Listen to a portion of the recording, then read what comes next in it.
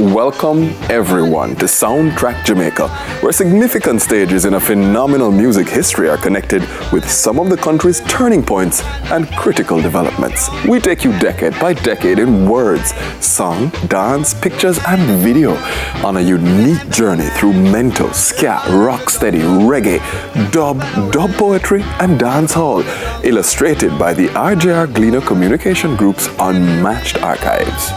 Today, Soundtrack Jamaica celebrates the 1960s, where three distinctive musical genres, ska, rocksteady, and reggae emerged and had an international impact. When we return, we will continue our trek through the period.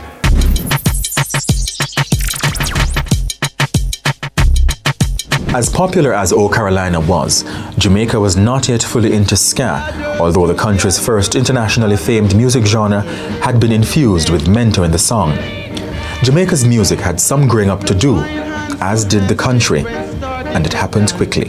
In 1961, Jamaicans rejected the Federation in a national referendum, and the National Stadium in Kingston, built specifically to host the 1962 Central America and Caribbean Games, was used to host the lowering of Britain's Union Jack and the raising of Jamaica's black, green and gold flag at midnight on August 6, 1962, Jamaica's Independence Day.